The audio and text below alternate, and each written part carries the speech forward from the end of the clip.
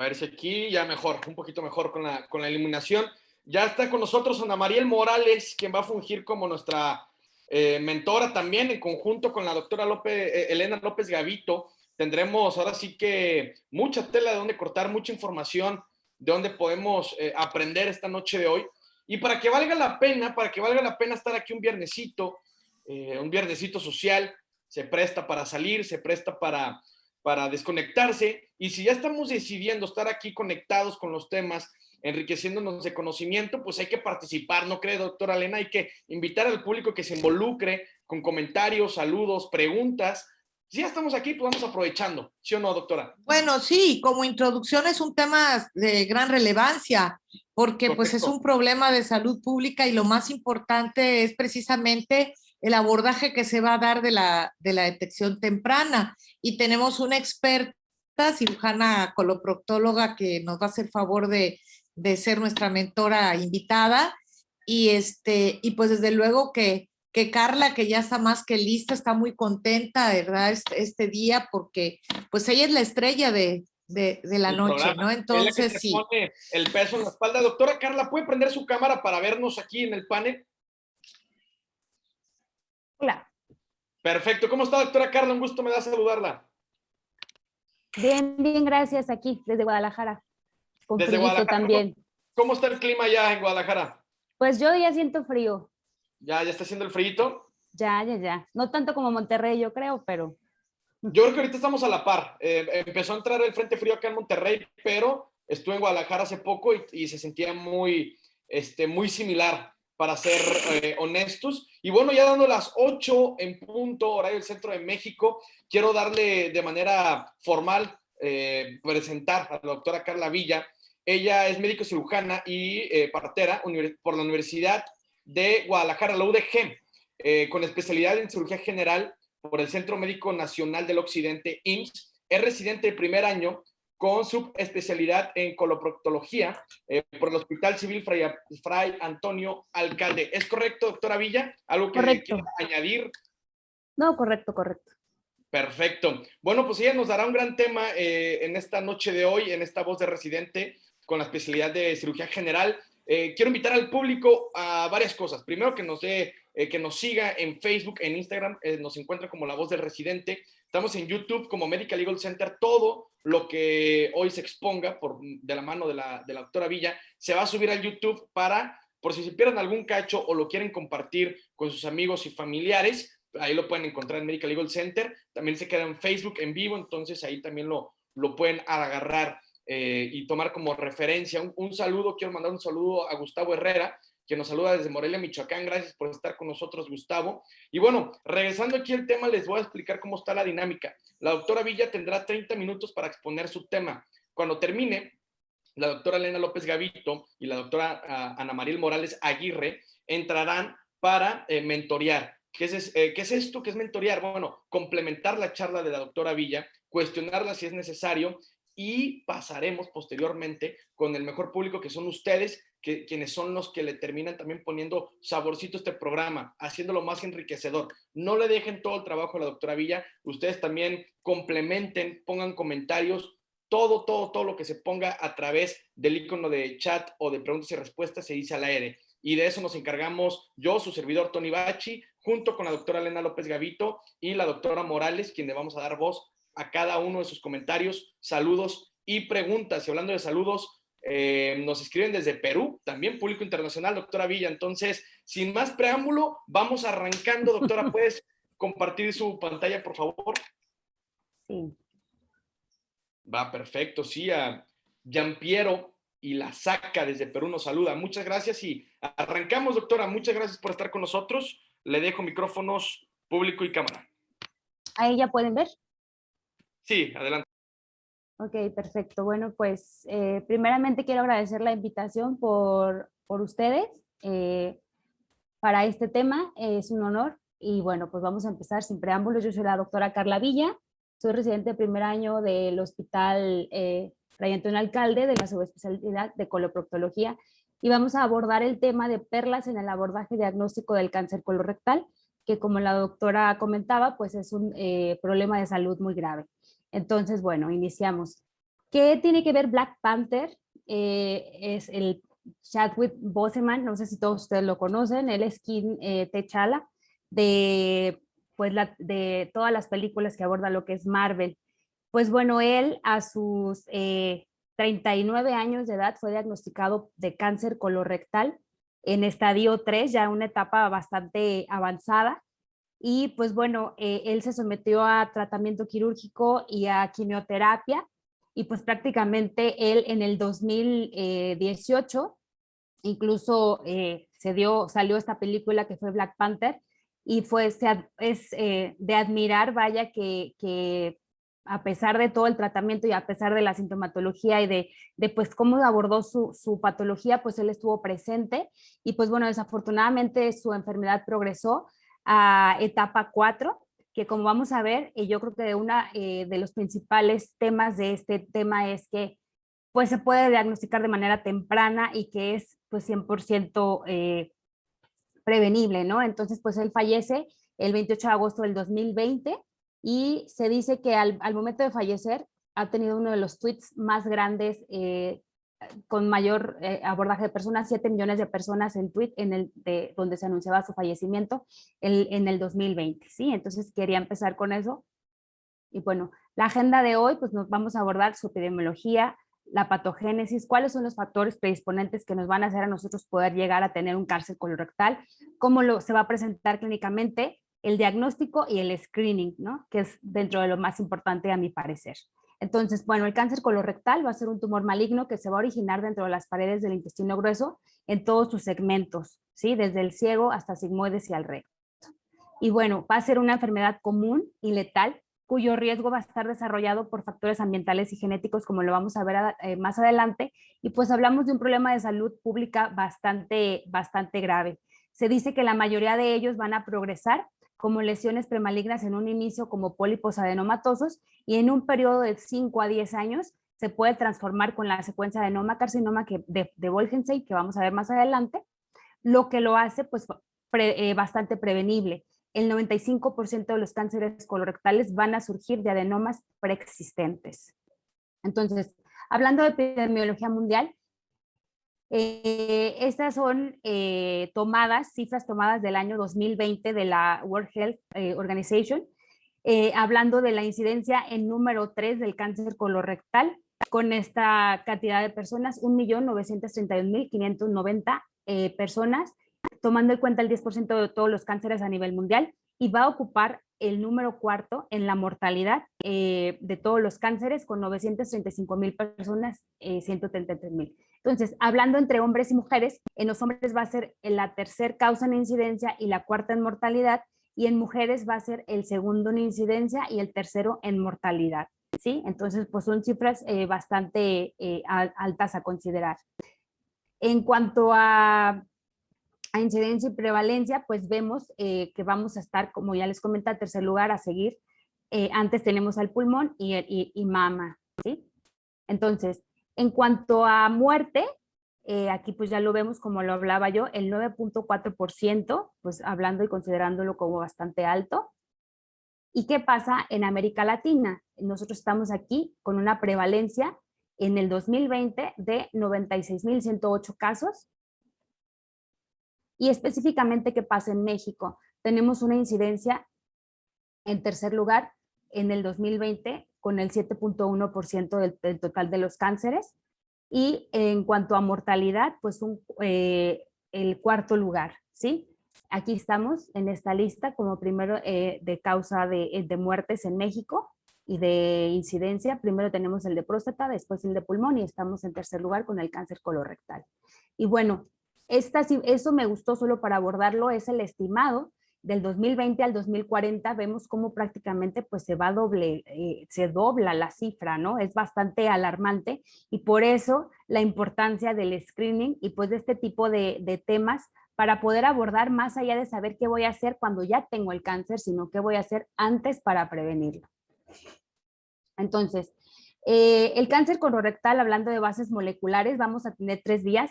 La principal de ella es la inestabilidad cromosómica, que va a involucrar el 85% de todos los cánceres. en el que se habla de que va a estar alterado el número o la estructura del cromosoma. Y aquí es donde entra el adenoma carcinoma, la secuencia, donde va a haber mutaciones sobre todo de, el gen de la poliposis adenomatosa familiar, el APC, el P53 y el KRAS. Y hay otras vías que son en menor proporción la inestabilidad microsatélite con un 15%, que va a involucrar lo que es el síndrome de Lynch y la vía cerrada de la vía de la metilación. Entonces, ¿qué es lo más importante y qué es lo que quiero con lo que se queden? La secuencia de adenoma carcinoma fue descrita por primera vez en 1988 por Wolkenstein y Fieron. Y entonces ellos hablan en los que cómo se va a transformar el epitelio normal hacia cáncer en un periodo de 5 a 10 años, primero con una hiperproliferación de tejido que posteriormente nos va a dar la detección, la formación de un adenoma precoz, ¿sí? Que puede continuar a un adenoma intermedio. Aquí vamos a encontrar las mutaciones y en qué parte de la secuencia lo podemos encontrar y dando desafortunadamente pues el adenoma tardío y el proceso de cáncer. Entonces, dentro de lo más importante, aquí es donde surgen las estrategias de prevención. Si nosotros encontramos un adenoma, sabemos que muchos de ellos pues van a ir casi el 95% con la posibilidad de cáncer. Entonces yo tengo un periodo de establecer a mi paciente y de a partir de cierta edad empezar a hacer detecciones tempranas. Los factores de riesgo los vamos a dividir de alto riesgo y de bajo riesgo. Dentro de ellos pues vamos a tener genéticos, ambientales y esporádicos que van a ser los principales. Y bueno, este Instituto Nacional nos va a dividir. ¿Cómo podemos dividir a nosotros a la población? Porque no toda la población la vamos a dividir con el mismo riesgo, porque si no, pues todos los trataríamos de la misma manera. El riesgo promedio, pues hablamos que tiene un 5.5% de padecer carcinoma colorectal y son aquellos pacientes mayores de 50 años sin ningún antecedente, sin ninguna afección, sin datos de enfermedad inflamatoria ni de cánceres preexistentes en familiares ni nada. Entonces, pues la mayoría quizá, bueno, yo hablo por ejemplo por mí, todavía no tengo 50 años, falta poco, pero pues nos encontramos en un riesgo promedio. El riesgo elevado va a ser aquel paciente que tiene un antecedente de cáncer colorectal o tiene pólipos adenomatosos en parientes de primer grado antes de los 60 años o la presencia de 2 o más parientes de un grado o de cualquier edad. Y aquellos pacientes a los que vamos a poner un foco rojo y en los que nos vamos a poner más atención, que tienen un riesgo alto, que tienen una posibilidad de tener cáncer, padecerlo del 40 al 80%, y van a ser aquellos que tienen pruebas genéticas positivas para poliposis adenomatosa familiar, un síndrome de Lynch, o personas con una enfermedad inflamatoria intestinal, hablándose de CUSI o enfermedad de Crohn. Entonces, factores de riesgo. Cerca del 90% de todos los cánceres colorectales van a corresponder a personas de 50 años o más. Bien importante, es ahí donde debe iniciar el screening. 50 años. Vamos a tener los no modificables y los modificables. No podemos modificar la edad aunque quisiéramos. No podemos. El otro de ellos es la raza y el género. Se dice que se da más en afroamericanos, en personas de raza negra y varones, ¿sí? Aquellos que tengan mutaciones hereditarias, pacientes con enfermedades inflamatorias intestinales con antecedentes de colecistectomía, que se dice que por el paso de ácidos biliares a través del colon, y va a ser mayormente un colon, un cáncer en colon ascendente o el antecedente de radioterapia en abdomen. Y vamos a tener factores modificables como la obesidad, la inactividad física, la dieta, el tabaco, el alcohol y la diabetes. Entonces, la enfermedad inflamatoria intestinal nos va a dar un riesgo 15 veces mayor de tener cáncer colorectal después de 8 a 10 años después del diagnóstico inicial. A tomar en cuenta cualquier paciente que tengamos con enfermedad inflamatoria intestinal, pues tenemos que tener una ahí alerta. Pacientes con diabetes mellitus tienen un riesgo hasta del 38%. Pacientes con cáncer de recto pueden llegar a tener también por la presencia de un cáncer de colon en un 20%. Tanto el alcohol, la obesidad y los bloqueos androgénicos también van a ser factores de riesgo. Y un paciente que haya tenido una radiación abdominal por algún otro tipo de cáncer puede tener un riesgo de 10.9% y va a aumentar el riesgo por cada 10 grades que se den de radiación. Entonces, Muy general, hablando de la poliposis adenomatosa familiar, recordemos que son pacientes que tienen de cientos a miles y que van a representar menos de 1% de todos los cánceres colorectales. El diagnóstico se puede hacer desde los 15 años y ellos pues van a tener una mutación del gen APC y es una autosómico dominante. El 100% de estos pacientes van a presentar cáncer colorectal a los 40 años. Por eso se dice que se debe hacer una proctocolectomía entre los 20 y los 40 años. El síndrome de Lynch va a ser un cáncer colorectal no polipósico, va a ser el más común de los cánceres colorectales hereditarios, va a ser autosómico dominante y representa solamente del 3 al 5%. 75% de los pacientes de 65 años en delante van a presentar cáncer colorectal y va a estar asociado más o menos a 100 pólipos, tomando en cuenta que del lado derecho y que es hereditario. Vamos a tener dos tipos, el tipo 1 son solo cáncer colorectales y el tipo 2 que va a estar asociado a otros tipos de cánceres como cáncer de endometrio, de intestino delgado y cánceres urológicos. Y bueno, hablando de síndromes de pólipos amartosos, el principal de ellos es el síndrome de Peutz-Jeghers, que es la pigmentación oral de las manos, amartomas en tubo digestivo, cáncer pancreático de colon o de intestino delgado, ¿sí? Y bueno, se habla de una etiología completa que se me hizo interesante y por eso quise ponerla. Dice que aquellos individuos que van a migrar de zonas de baja incidencia para cáncer colorectal a zonas de alta incidencia, con el tiempo van a desarrollar el mismo riesgo que aquellos individuos nativos en dichas áreas de alta incidencia. ¿Y por qué lo puse? Pues porque ahora es bastante común que cualquier persona pues ya quiera ir a vivir en busca de a lo mejor de una mejor calidad de vida a otro lado, pero pues también tienen ya la posibilidad de también desarrollar otro tipo de patologías que quizá en sus áreas no eran tan endémicas. Va a haber factores de protección para cáncer colorectal. La actividad física, el ejercicio, dieta, fibra y frutas como en cualquier patología, incluso no nada más para los cánceres, las vitaminas, sobre todo la vitamina D, que tiene un factor protector, el calcio, el magnesio, los AINES, hablando de los COX-2, por ejemplo, la toma de estos tiene la posibilidad de disminuir el número de pólipos, pero a tomar en cuenta pues, que también puede tener otro tipo de complicaciones gastrointestinales, ¿sí? El consumo de pescado es un factor protector, las hormonas posmenopáusicas, antioxidantes, estatinas y bifosfonatos. Entonces, los pólipos, hago énfasis, recordar el 95% de los cánceres surgen de pólipos, entonces no es lo mismo que tengamos un subtipo tubular, un adenoma tubular que va a tener un riesgo de malignidad de un 5%, a que encontremos un pólipo velloso que tiene el riesgo de malignidad del 35 al 40%. En cuanto a histopatología, pues bueno, el principal, vamos a tener toda esta lista, pero el principal de ellos pues va a ser el adenocarcinoma. Y bueno, la clínica, la mayoría de los cánceres pues los vamos a encontrar desde el ciego hasta un 13%, el colon ascendente con el 9%, un colon transverso 11%, colon descendente 6% y el mayor número lo vamos a presentar en rectos sigmoides con un 55%. La presentación clínica que vamos a tener del lado derecho van a ser cánceres que vamos a tener un sangrado, por ende podemos llegar a tener una anemia y de ahí se va a derivar, por ejemplo, la astenia, la pérdida de peso, debilidad e incluso podemos tener la posibilidad de un tumor palpable.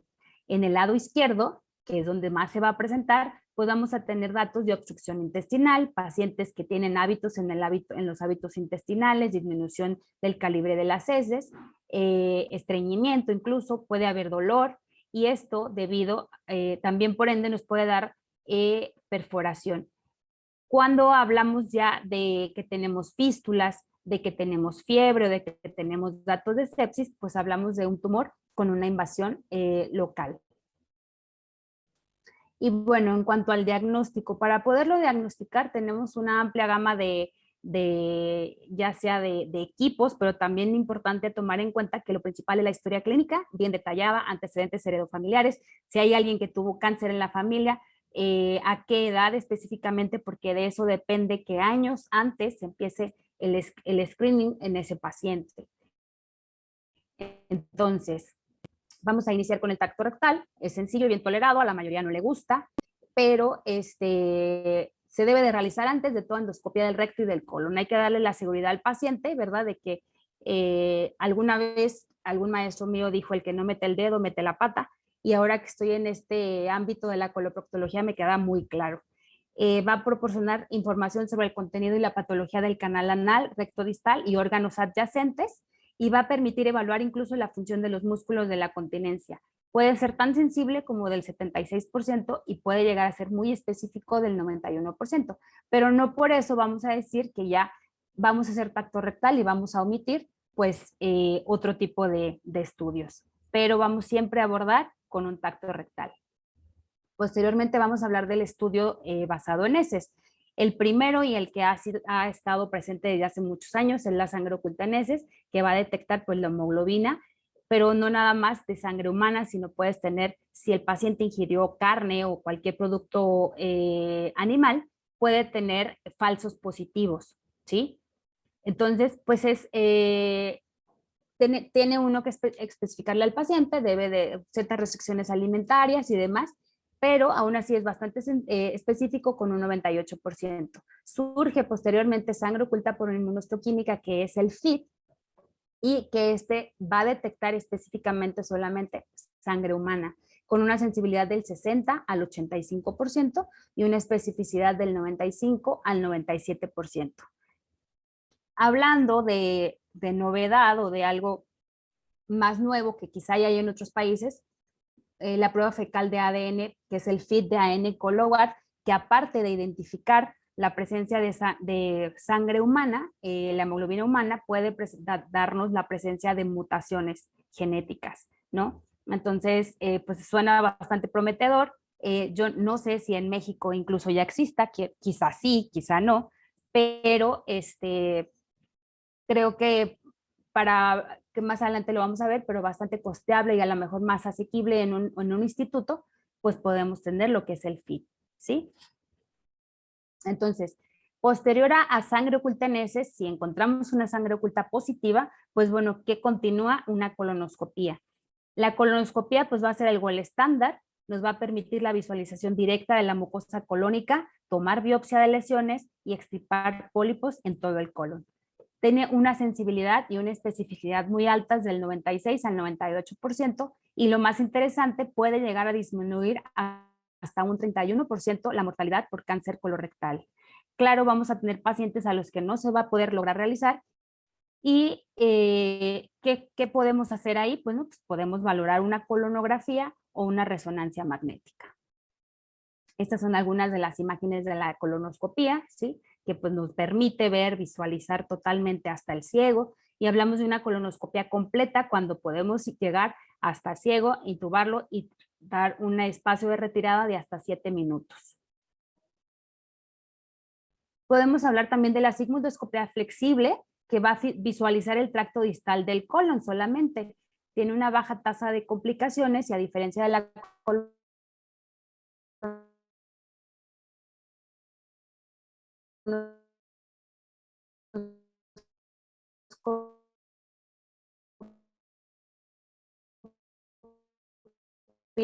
puede llegar a ser muy bien tolerada incluso. También tenemos pues desde antes de la colonoscopía se practica, que quizá ha llegado a caer en desuso un poco, pero que nos va a ayudar a medir con precisión la distancia del tumor, ¿sí? Y puede evaluar lesiones de tercio medio, de tercio medio y de tercio distal, que si nosotros ya identificamos a lo mejor un tumor y queremos, no estamos muy seguros o que la tomografía no nos permite evaluar exactamente a qué distancia está, bueno, podemos optar por una sigmoidoscopia rígida para saber específicamente la distancia e incluso nos permite tomar biopsias. La tomografía de abdomen y pelvis pues, tiene una alta sensibilidad, tiene baja evidencia para poder localizar pólipos sensibles porque son lesiones planas, pero tiene una test y vamos a poder observar afectaciones a órganos adyacentes o incluso implantes peritoneales. La resonancia magnética nuclear, pues bueno, la vamos a optar o la vamos a utilizar para tumores de recto, con una eficacia del 70% y puede llegar a detectar lo que son ganglios e incluso los márgenes circunferenciales de las lesiones. La colonoscopia virtual, que va a ser una opción radiográfica mínimamente invasiva para la detección de cáncer colorectal, ¿sí? Es bastante sensible con un 90%, pero con una especificidad un poquito menor. Va a ser útil con indicaciones muy claras. Tras colonoscopias ópticas incompletas por cualquier causa, pacientes sintomáticos con contraindicaciones o riesgos para que uno pueda realizarles alguna colonoscopia, ¿sí? O como programas de tamizaje para cáncer colorectal. Y esta imagen me gustó porque, mire, se ve perfectamente toda la anatomía del colon, obtenemos la lesión y de una manera 3D podemos observar, medir la circunferencia, el tamaño y pues para todos aquellos pacientes que, bueno, como se dijo, no se puede realizar una colonoscopia, entonces podemos optar por la colonografía.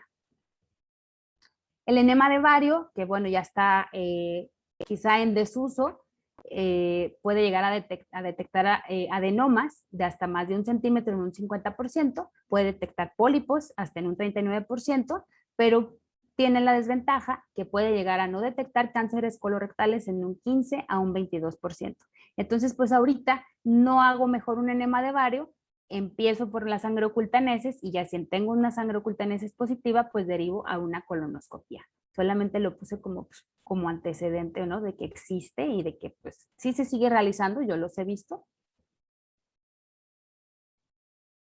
El antígeno carcinoembrionario tiene una sensibilidad del 93.7% y bueno, no, el antígeno carcinoembrionario es un marcador tumoral, es una glicoproteína que para nada del mundo va a ser diagnóstico, simplemente es un indicador sensible de recurrencia y para seguimiento del cáncer colorectal.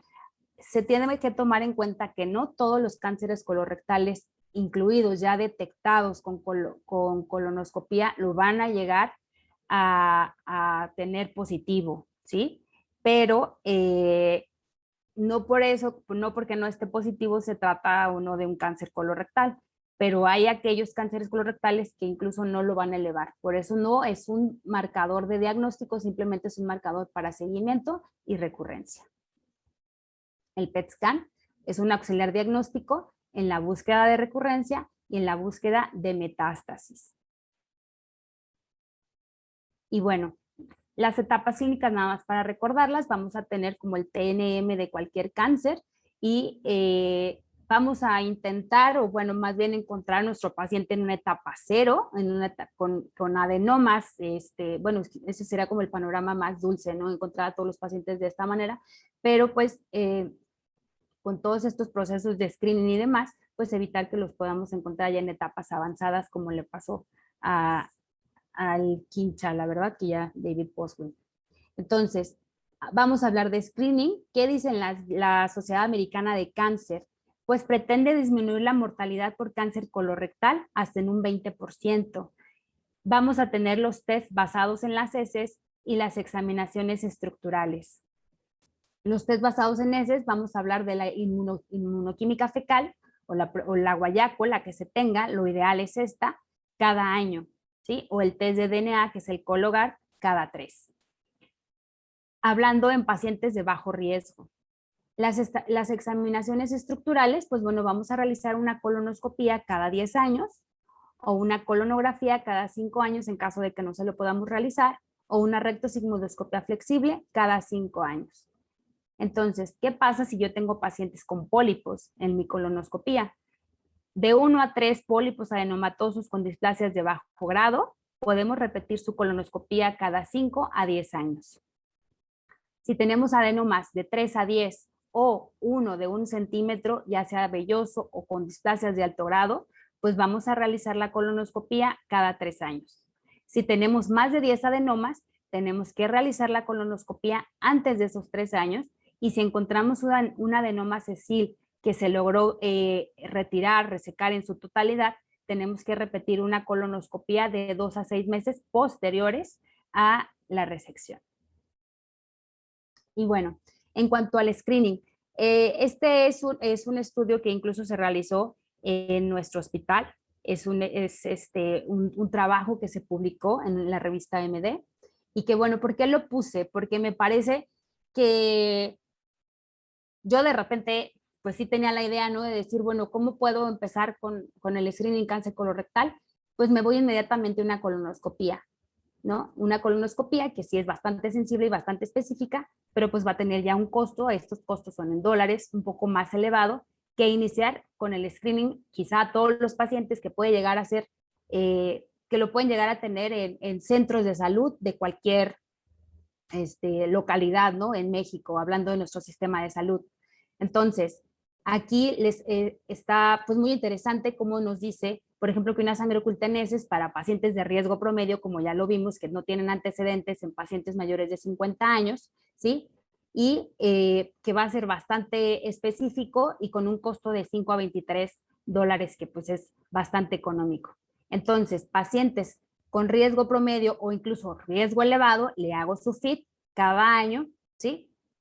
Pero si mi paciente pues ya es de riesgo elevado o de riesgo alto, pues inmediatamente se va a una colonoscopia, ¿sí? Y vemos aquí también como el Cologuard, que digo, a mí me encantaría llegar a tenerlo, es bastante también sensible y específico, pero ya su costo pues se va hasta 150 dólares y pues va a detectar lo que es sangre oculta, pero aparte las mutaciones, yo creo que de ahí su costo, ¿no? Y entonces, una colonoscopia normal, una colonoscopia óptica, pues va a tener un costo más o menos equiparable a la colonoscopia virtual, ¿sí? Hasta dentro de 1,200 comparados con 900, ¿no? Que es más o menos ahí. Entonces, ¿por qué incluso puse a este doctor, ¿no? Así como que porque a veces, a veces decimos, ¿qué le pido a mi paciente? Pues ahora sí que la prueba que tú tengas disponible y sobre todo, primero que te preguntes cuál es el riesgo de mi paciente y posteriormente qué estudio le puedo solicitar, ¿sí? Y pues creo que fue bastante general, pero creo que tomé los puntos un poquito más importantes y a tomar en cuenta que el cáncer de colon su día es el 31 de marzo y pues es una lucha ahora sí constante porque es un problema de salud pública y creo que después de todo lo que vimos es bastante prevenible, ¿sí? Y pues eso sería todo de mi parte. No sé si tienen alguna duda, alguna pregunta. Claro que sí, doctora Villa, muchas gracias por... ¿Me escuchan ahí? Sí, ¿verdad? Sí, Tony, yo creo que Perfecto. Primero que deje de compartir pantalla para vernos en el panel. Sí. Y sí, pasamos y con me la gusta. doctora Elena López Gavito para que nos dé sus puntos de vista. Y también tenemos hoy doble mentora, entonces tenemos también a la doctora Ana Mariel. Vamos a arrancar, ¿te parece, doctora, con usted, con la doctora Elena López Gavito? Bueno, mira, lo que pasa es que quiero presentar a mi querida amiga Ana Mariel Morales. Ella es egresada de la Universidad Autónoma de Coahuila, además cirujana general y colorectal, egresada de la Universidad Autónoma de México, siendo su sede el Instituto de Ciencias Médicas Salvador Subirán. Cursó maestría en Ciencias Médicas en la Universidad Autónoma de México. Actualmente es adscrito del Hospital Ángeles del Pedregal y en la Fundación México Vivo. Y tiene un interés especial en todo lo que es equidad de género, cáncer anal, infecciones y lesiones anales por VPH.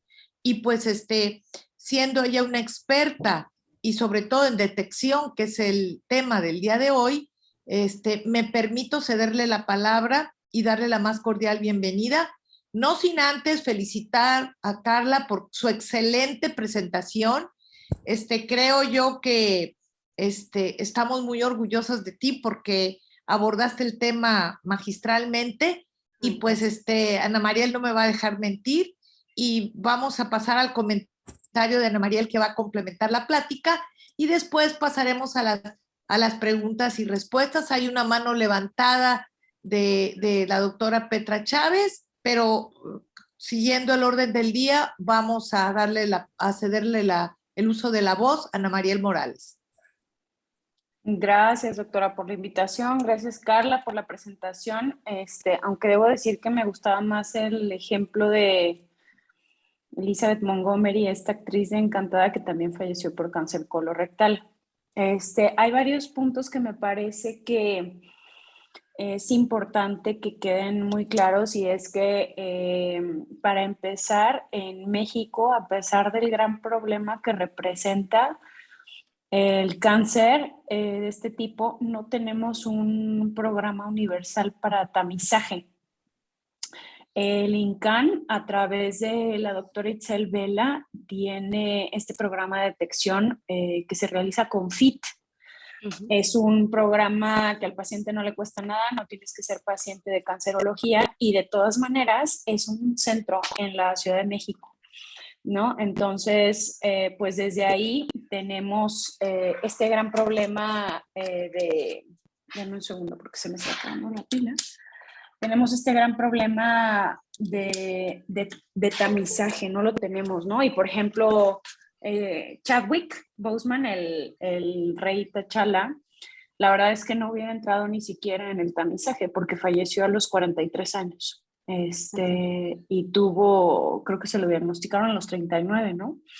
Entonces, bueno, a lo que vamos es que, hablando de esta reducción en la edad para el tamizaje de 50 años, ahora lo que se está recomendando es tamizaje a los 45 años. ¿Por qué? Porque se ha visto un incremento en los últimos 10 años en la incidencia en los menores de 50 años en un 30%, aunque esto en realidad se traduzca en muy poquitos casos en general.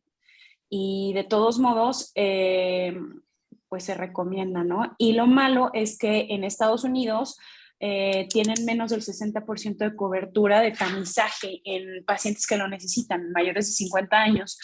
Y entonces lo que comentan muchos detractores de haber bajado la edad de inicio de tamizaje de 50 a 45 es que si todos los mayores de 50 años estuvieran tamizados, entonces habría una reducción muchísimo más significativa del cáncer colorectal que si todos los menores de 50 años, bueno, de 45 a 50 años tuvieran el tamizaje. Entonces, me parece importante actualizar la edad a la que se recomienda. Y la otra, Carla, creo que es muy importante estratificar el riesgo de cada paciente, porque, por ejemplo, estas opciones que mencionas, como la sangre oculta en heces, el FIT, la colotomografía, se recomiendan solamente para pacientes que tienen riesgo intermedio, o sea, riesgo promedio, pues.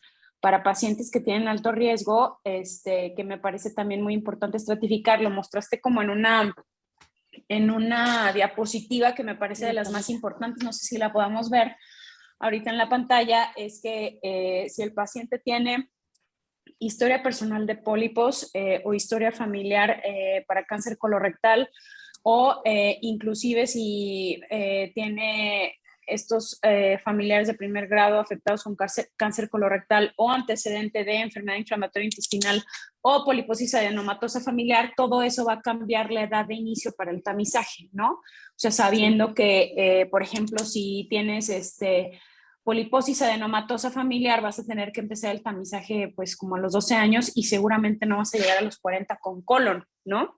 Entonces, ahí se ve, ¿verdad? Perdón. Sí. Entonces, a lo que me refiero es que el riesgo promedio es al único al que se le podría ofrecer en teoría estas pruebas que no son invasivas, ¿no?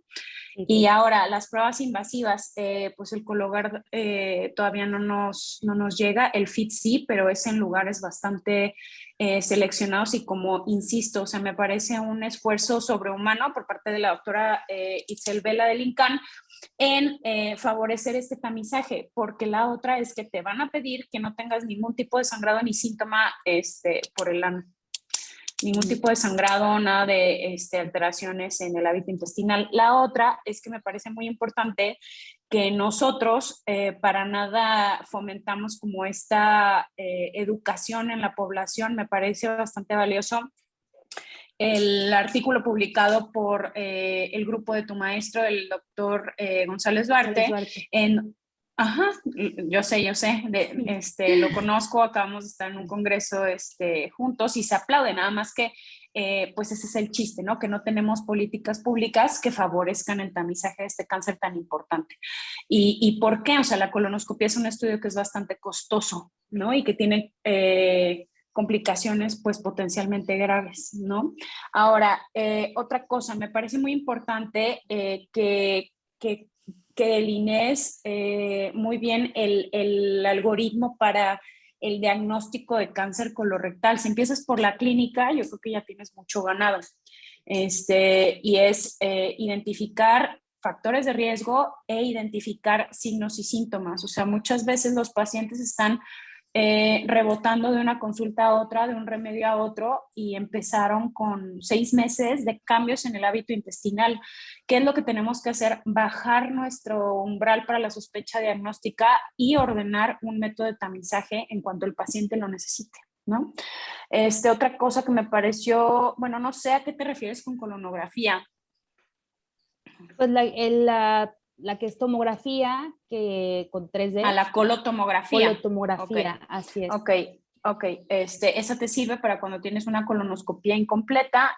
También hablaste del colon por enema, que pues a estas alturas, la verdad es que yo preferiría ya que nadie lo utilizara, pero pues no tenemos más. Y la otra, vi que comentaste resonancia magnética, ¿esa te sirve para el estadiaje más que para el diagnóstico de cáncer rectal? Te ayuda a identificar el espesor del tumor y la penetración a planos de la pared rectal, así como el ultrasonido endoanal. Y por último, me parece muy importante especificar que el antígeno carcinoembrionario, lo dijiste en la plática, nada más que aparecía en la diapositiva junto a un artículo, me parece, como un abstract de un artículo en donde decía que sirve para el diagnóstico. Me parece muy importante resaltar que el antígeno carcinoembrionario se necesita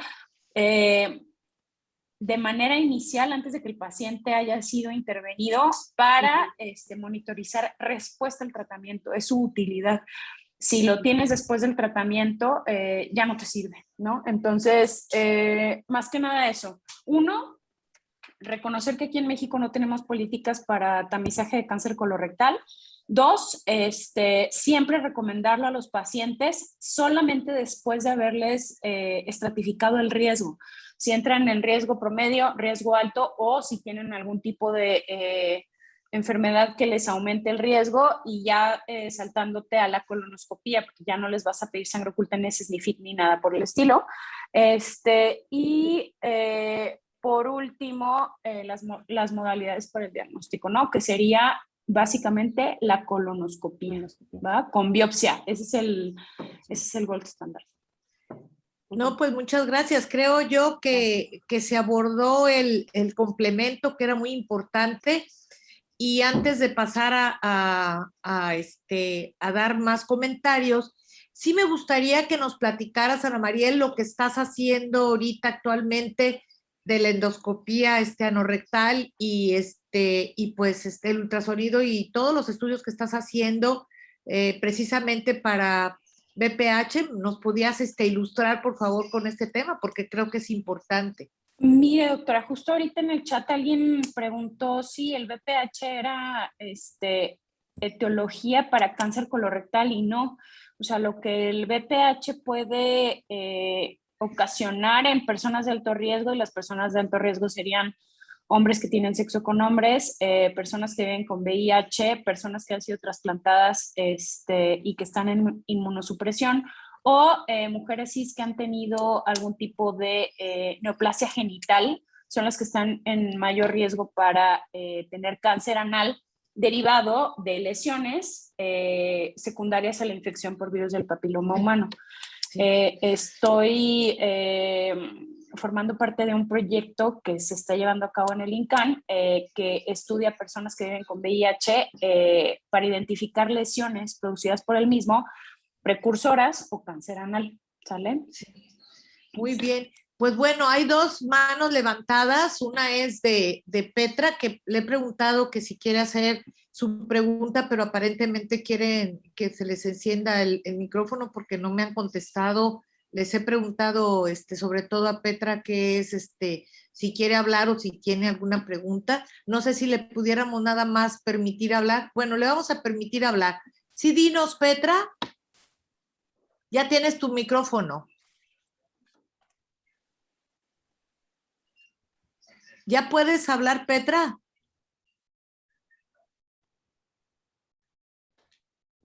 Pues tiene la mano levantada y todo, pero...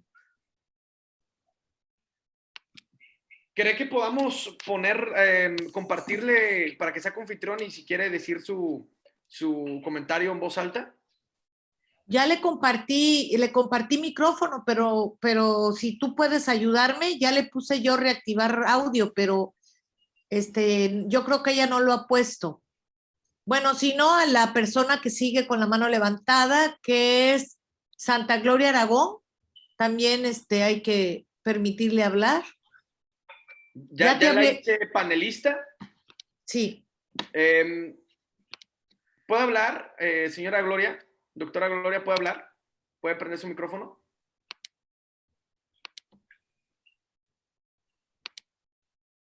Ya le puse, se permite hablar, esperemos pronto nos dé su comentario, si no que lo escriban y nosotros le damos voz, creo que es más ágil hacer eso. Por lo pronto ya se leyeron los comentarios, ¿verdad, doctora Elena? Pues mira, no hablaron de sus comentarios, pero bueno, aquí tenemos una pregunta, dice que si el bloqueo androgénico en terapia transgénero de hombre a mujer, las relaciones anales son factores de riesgo de cáncer colorectal. Ahí más bien, o sea, el riesgo relacionado a la pregunta anterior de que si el BPH aumenta el riesgo para cáncer colorectal, no, o sea, sería más bien las relaciones anales, como tal, seas hombre o mujer o estés recibiendo terapia hormonal, aumentan solamente para cáncer anal. Bueno, entonces ya se respondió esa pregunta. La otra pregunta, bueno, felicitaciones y saludamos también al doctor Ulloa, que siempre se conecta desde Ciudad del Carmen, Campeche. El doctor Gustavo Herrera, que está diciendo que la bibliografía se refiere a casos de pólipos de colon que acompañan al síndrome de Peutz-Jeghers. Usted, doctora Carla, ¿qué nos dice al respecto? Gustavo Herrera. El síndrome de Peutz-Jeghers se acompaña de lo que son pólipos de amartomas, ¿sí? Pero lo mencioné por hablando de pólipos, pero sí no tiene riesgo de cáncer colorectal. Hasta donde yo sé, doctora, corríjame. Bueno, aquí tenemos otra pregunta. Bueno, un comentario del doctor Luis Tapia. El Peutz-Jeghers, perdón. Sí, Peutz-Jeghers sí tiene riesgo de cáncer colorectal. Solamente que no es igual que para poliposis adenomatosa familiar, es del 10 al 50%. Ok, gracias. El doctor Luis Tapia Mezcua, que también es un cliente distinguido, siempre se conecta cada viernes, le damos la bienvenida y también puede tener ya, se le permite hablar. Doctor Luis Tapia, el comentario.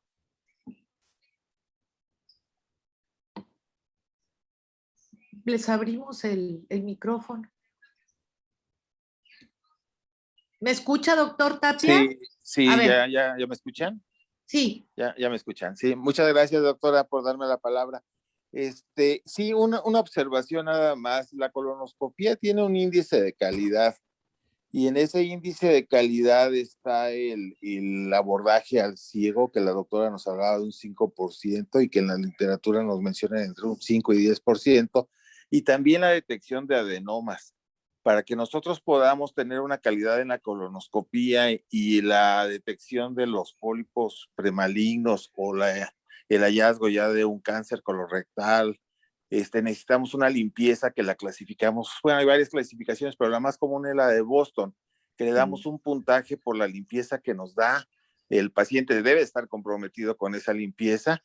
Y tenemos un índice de calidad de la detección de pólipos de tipo adenomatoso, ya sea pólipos sésiles, pólipos pediculados o pólipos cerrados, que quizás son los más fácil que se nos pasen en la colonoscopia. Entonces, sí necesitamos el compromiso del endoscopista para tener una calidad en la colonoscopia y poder llegar a mejor porcentaje de detección.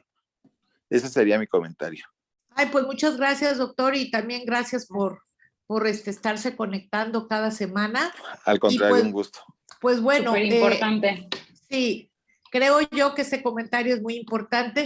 Y pues dada ahora sí que la relevancia del tema, pues creo que como grupo y hablando de que tenemos más de 64 gentes conectadas, sí es importante lo que mencionó la doctora Ana Mariel Morales. Creo que es muy importante no pasar ese tiempo dorado de que tienen cambios los pacientes y les estamos dando medicamento en lugar de hacer un abordaje diagnóstico. Creo que esa etapa la tenemos que perfeccionar en nuestro país y sobre todo ilustrar a los médicos generales, que muchas veces son los que no refieren oportunamente al cirujano o al coloprocto oportunamente. No sé qué opines de esto, Carlita. Sí, totalmente. Nos llegan mucho a la consulta pacientes que han estado dando a lo mejor vueltitas por urgencias, que han estado con un sangrado de tubo digestivo bajo, a lo mejor ya de 2, 3, 4, 5 meses, y que tardan o llegan a la consulta con nosotros ya a los 6 meses, incluso pacientes que tienen ya un año. Algunos de ellos porque les da pena, algunos de ellos porque pues incluso hay gente que dice, pues ya ve que es normal, y yo, pues no es normal que haya sangrado de tubo digestivo, ¿no?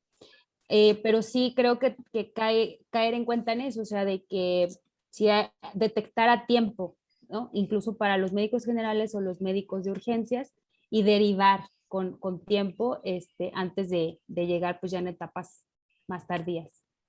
No, y pues sabiendo con las localizaciones más frecuentes, esto nos va a ayudar mucho. Bueno, esto creo que también está, esta pregunta de la doctora Irma Cruz, dice, ¿el pólipo túbulo velloso lo considera usted como premaligno o precursor de cáncer de colon? Sí, claro. Bueno, otra pregunta. A ver, creo que ya son todas. Yo no sé si en Facebook o en otros tengamos más preguntas, Tony. Sí, la doctora Mariel, adelante. Ahí nada más, ¿cuál fue la pregunta de la doctora Irma?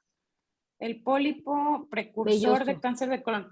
Pues digamos que es un pólipo de riesgo alto, lo cual nos obliga primero a quitar por completo la lesión, y dependiendo de establecer el ritmo de la colonoscopia de seguimiento. Perfecto. Y bueno, había una pregunta, Itka, también que si en los países, pero creo que ya la borraron, en relación Sí, yo a... la vi, la estaba contestando, de qué política pública se necesita. Las políticas Se necesita, públicas. pues se necesita, así como tenemos el programa de Papa Nicolau, y que todo el mundo, o sea, no hay un mexicano que no sepa, bueno, al menos una mujer mexicana que no sepa que al menos se debe de hacer el Papa Nicolau. Así debería de ser. ¿Sabes qué? Ya tengo más de 45 y no me he ido a hacer mi estratificación de riesgo, y tampoco sé si me toca sangre oculta en ese o de plano colonoscopía. Eso es lo que falta, ¿no? Pero como se necesita muchísima infraestructura, colonoscopios, recurso humano, entre endoscopistas, cirujanos endoscopistas, gastroenterólogos, cirujanos colorectales que lo hagan, equipos, hospitales que puedan soportar cuando un paciente tenga alguna complicación y la puedan manejar. Hasta ahorita o sea, solamente el de la doctora Itzel Vela en el INCAN. Sí, el doctor Luis Tapia quería hacer otro comentario. Sí, buenas noches. Más que todo hacer una pregunta, quizás vale la pena aprovechando la excelente plática de la doctora Carla. Y el punto de la enfermedad inflamatoria intestinal, enfermedad de Crohn, enfermedad el CUSI, ¿qué porcentaje tiene en la incidencia del cáncer colorectal en estos dos? Porque una de las causas para la colonoscopia en estos es la vigilancia de la actividad, pero también la búsqueda de pólipos adenomatosos. Y otra pregunta que yo le haría, la enfermedad microscópica de colon, la colitis linfocítica y la colitis colagenosa, ¿tienen algún riesgo de malignización? No, doctor, ahí los pacientes que tienen enfermedad inflamatoria intestinal necesitan empezar el tamizaje 8 años después del diagnóstico que se instauró el diagnóstico, ya sea de Crohn o de CUSI. Y la cosa es que tú vas a hacer las colonoscopías, y como tal estos pacientes tienen un riesgo elevado de de presentar cáncer colorectal, pero como tal es una mínima proporción de los pacientes que tienen cáncer colorectal. O sea, aquí no tenemos un banco así gigante de pacientes que tengan enfermedad inflamatoria intestinal, y de todos modos no es la mayoría de cáncer colorectal, y de todos modos esos pacientes están en alto riesgo y requieren colonoscopia de tamizaje a los 8 años del diagnóstico. ¿Quieres comentar algo, Carla, en relación a esto? Sí. Lo que comentó la doctora, ¿no? Que comenté que tienen un riesgo más de 15 veces y que de 8 a 10 años después, sobre todo, aumenta el riesgo del diagnóstico, justo lo que ella comentó. Pues hay muchas felicitaciones y creo yo que esta sesión va a ser relevante. Quizás de aquí salga algún proyecto sobre todo para sensibilizar a la población que acuda tempranamente a hacerse los estudios. Creo yo que actualmente con las redes sociales y todo lo que ustedes pueden hacer, sobre todo, se me antoja a mí que la gente haga más conciencia de que tiene que cuidarse y que tiene que, esos factores que tú dijiste que nos benefician, y por otro lado, cuidar todas esas comorbilidades que nos puedan en un momento dado dar problema. Pues yo le quiero agradecer sobre todo a la doctora Ana Mariel y al doctor Tapia que se hayan conectado, a todas las cirujanas y cirujanos que están conectados, y desde luego decirles a los residentes que pues este foro es de ustedes y que por favor participen y corran la voz, porque es muy importante que aprovechar este medio de actualización. Todos nos actualizamos cada viernes con cada tema que nuestro residente estrella prepara, y pues hoy no fue la excepción, porque la doctora Carla hizo un trabajo estupendo, tiene muchas felicitaciones de la doctora Escamilla, la doctora Celina Cuellar, muchas felicitaciones, y pues creo que hiciste el trabajo muy bien, y pues la doctora Ana Mariel pues complementó perfectamente lo que había que complementar. Entonces, pues les agradecemos a todos, y le voy a ceder ya el micrófono a Tony para que nos haga favor de cerrar la sesión. No sin antes agradecerles, invitarlos a que estén con nosotros la próxima semana. Muchas gracias, doctora Elena. Muchas gracias a todas las personas que se quedan con nosotros. Y como se mencionó al principio, creo que se cumplió el objetivo. El objetivo era hacer válido, hacer enriquecedor, estar un viernes en la noche aquí todos nosotros. Creo que la mayor parte de la tarea se la aventó Carla. Lo hizo excelente, no por nada. Tuvo a más de 60 personas conectadas hasta las 9 de la noche, gente de Perú, gente de Puebla, de Ciudad de México, de todos lados. Entonces, se cumplió el objetivo, nos vamos muy satisfechos. El programa es de todos, no es mío ni mucho menos, no es solamente de la que expone ni de la doctora Elena. Cada quien es parte de este rompecabezas, por así decirlo, y la parte más importante es el público, quien estuvo bien presente, estuvo muy participativa, y eso nos encanta. El programa es La Voz de Residente porque somos su voz. Entonces, entre todos hacemos una misma voz, y eso me encanta. El objetivo de aquí es, al compartir, aprender todos juntos, y creo que también ahí damos check. De mi parte es todo, no les quito más tiempo de su fin de semana, ya están por dar las 9 de la noche. Muchas gracias, doctora Carla, doctora Ana Mariel, doctora Elena, muchas gracias por participar. Y no se olviden que todos los viernes tienen una cita con nosotros. Es correcto, e inviten a todos sus amigos, se pone muy padre, aprendemos todos, familiares, colegas ahí del hospital, invítenos, y aquí hacemos la misma voz todos los viernes. Entonces, claro, cambiamos de tema, cada vez se pone más interesante, traemos gente de mucho valor, y no olviden sumarse en Instagram, Facebook, La Voz de Residente, en YouTube, compartir el contenido Medical Legal Center. Finalmente, dedicarle un mensaje a los jefes de residentes. Si usted que me está viendo es jefe de residentes y requiere una de las prácticas de Medical Legal Center, ya sea por una capacitación o algún tema médico legal, no duden en contactarnos y solicitarla sin costo alguno al correo atención.mlc@gmail.com. Atención sin acento, .mlc@gmail.com, y con mucho gusto damos esta plática sin costo en este momento de pandemia. Nos despedimos, ya nos dieron las 9 de la noche y me queda 1% de pila, entonces antes de que se me apague la laptop, nos despedimos. Muchas gracias a todos, nos vemos el próximo viernes. Saludos. Saludos.